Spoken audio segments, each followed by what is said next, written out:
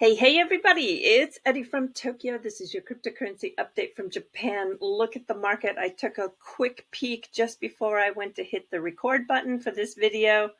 Oh, well, I guess the market feels like it has found the bottom. Wow, I can't believe it. This is just a crazy space, isn't it? Just crazy. We've got 10% gains across the board in the top 100 in a lot of different projects that are reversing their my gosh, Gala is up 16%.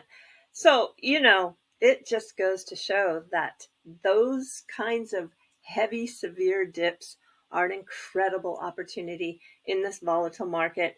Yeah, I'm not saying that everyone should be a swing trader. I've been swing trading for years. It's not easy.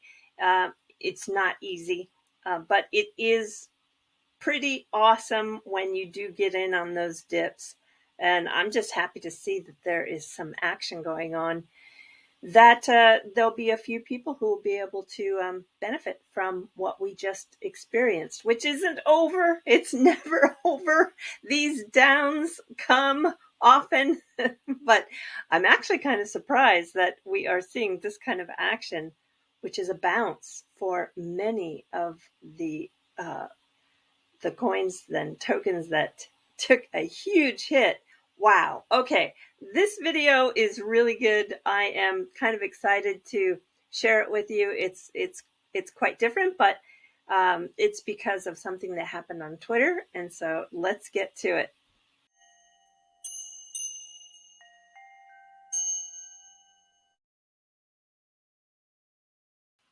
Some days you've just had it, especially when it comes to XRP FUD. This guy, Andy Kessler, writes a column for the Wall Street Journal on technology and markets. He brags about his writing awards, several books, and once worked for Morgan Stanley and even was a founder of a hedge fund. He wrote an article on June 13th. I have to say, it's a typical article and one that has just so many facts that are incorrect. It's casting a shadow on the non-Bitcoin investors in particular. It's titled, "Who Pays for Crypto's Collapse?" He makes the big mistake calling a Bitcoin a decentralized dream. I guess he doesn't understand the small fraction of Bitcoin miners that could easily create a 51% attack. The source here is BTC.com and it's current. There are 5 mining pools that control over 50% of the Bitcoin blocks mined. Now, many Bitcoiners will say, yeah, but that's a pool, so people are free to move to any pool they wish. Well, sorry, that really doesn't matter if there's collusion. With collusion, it's very achievable. All right, this is not a video about Bitcoin. This is a video about a tweet, a series of tweets that came from attorney John Deaton. And I think the one sentence that really set John off was the sentence that said, "My sense is that XRP's value is derived from enterprise profits resulting from the work of others. Howie wowie." Howie wowie is from the Howey test, which he is referring to Ripple, the company, is solely dictating the value of XRP. John proceeded to lay out the facts. It's the only thing that works with these unfit journalists. What's really brilliant about these 17 tweets is that it points to the core of what is important to understand about the digital asset XRP, and I'm going to support it with places that you can go that are very valuable. John starts the tweet with letting Kessler know that he's been granted amicus curiae status on behalf of the XRP holders by Judge Torres in the SEC Gov versus Ripple case. Respectively, what forms the basis or foundation underlying your sense that XRP holders are relying on the efforts of Ripple? For example, are you aware, he continues, that the majority of first-time purchasers of XRP were completely unaware of the company called Ripple and its use of XRP? It is quite difficult to rely on the promises and the efforts of a company you are completely unaware exists. Don't you agree? Now, the reason why John knows this is because he does represent over 67,000 XRP holders. Many of them have submitted notarized documents stating this fact. Are you aware that there has been no evidence whatsoever offered establishing the price correlation, this price appreciation, with public announcements by Ripple regarding the partnerships they've garnered utilizing XRP? I can tell you that for sure. Every time I have brought news, it is kind of a running joke in my comment section that the price goes down when I bring good news. Are you aware of the decentralized nature of the XRP ledger? That's XRPL. I want to show you where to go to look at all the facts that pertain to the XRP ledger. Make a memo, xrpl.org, xrpl.org. This is everything you want to know about the XRP ledger. You can just feel the frustration in the following continuing tweets. Are you aware that Ripple controls less than 4% of the validators on the XRP ledger? Are you aware Ripple recommended a change on the XRP ledger and it was initially vetoed by the validators? Are you aware that it takes 80% consensus to approve a change or modification on the XRP ledger? Are you aware if 80% consensus is reached by validators, the XRP tokens owned by Ripple can be burned? And are you aware of the dozens, if not hundreds, of other developers or companies incorporating XRP and the XRP ledger into an application? I want to show you one that was just announced in the last couple of days.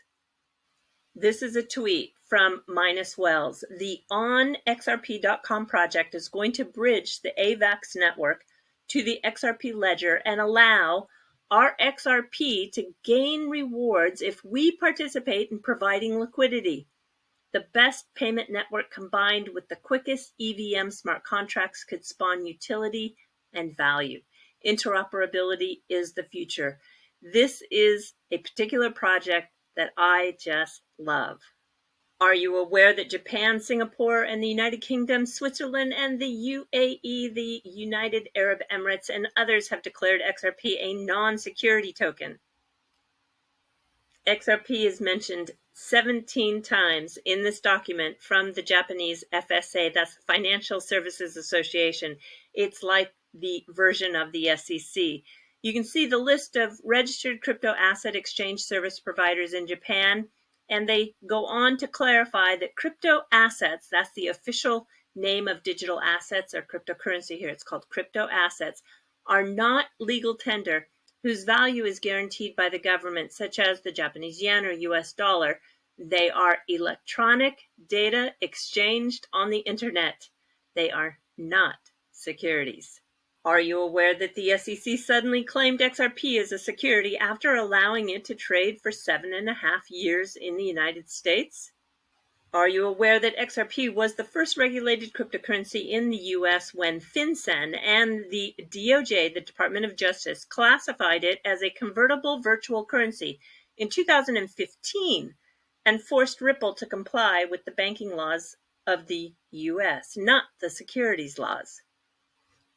You can confirm that on this FinCEN document found on the crypto-law.us website that John Deaton has. And you can see on page 4, number 17, from at least March 6, 2013 through April 29, 2013, Ripple Labs sold, here it is, convertible virtual currency known as XRP. Jumping back to the tweets, are you aware of the non-investment acquisition and use of XRP by thousands of XRP holders, which removes the token out of the Howey analysis? Are you aware that people use XRP as a substitute for fiat currency? These are some of the favorite things that I've purchased with my XRP, but I've also purchased stickers, apparel, earrings, ceramic pots, even books. Back to the tweet. Are you aware people are paid in XRP? Are you aware of the XRP debit cards? Are you aware that XRP holders derive a direct financial benefit from the token itself when they collateralize the XRP for fiat loans or stake XRP for interest payments from entities or platforms independent of Ripple, which results in a resounding no Howie Wowie? I want to quickly show you all 3 examples. Here are 3 of many on a team for SBI. These are professional esports players, and they get their salary in XRP. There are a few XRP debit cards out there. This happens to be the Global ID XRP MasterCard. And BitTrue is one of those independent platforms where you can stake your XRP. They're currently paying 1.7%. I'm not even sure Kessler got this far into the tweet because John just keeps it rolling. So let's hope he saw that there are facts that show the massive conflicts and gross appearances of impropriety regarding the lawsuit on the video timeline. And he also references the letter from the former SEC Grunfest, who sent the letter to Jay Clayton warning of the innocent holders that were going to be harmed. And was he aware that the former CFTC chairman, Giancarlo, co-authored the analysis concluding that XRP is not a security? And if you've not read this book, Christopher Giancarlo's Crypto Dad, The Fight for the Future of Money, I just so happen to have 2 extra credits for the audio version. The duration is 13 hours and 7 minutes.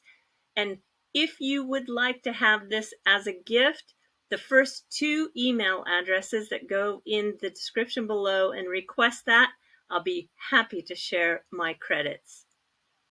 And I want to give a shout out to On the Dex Live. This is where you can see the top tokens traded on the XRP ledger.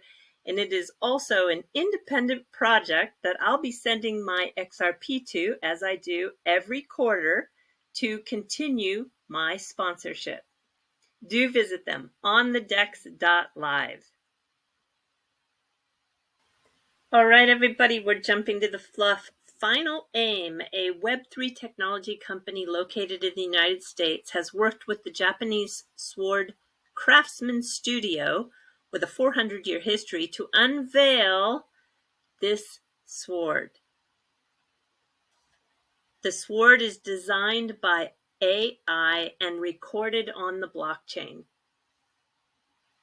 It was crafted by Kunihara Kawachi, who is a 15th generation maker, and it has that unique organic vein-like structure that is just so beautiful. I think it's wonderful to have this old traditional Japan embracing the modern technologies and moving forward, retaining the craftsmanship. It's just wonderful. All right, everybody, do take care. Sayonara for now. Bye-bye.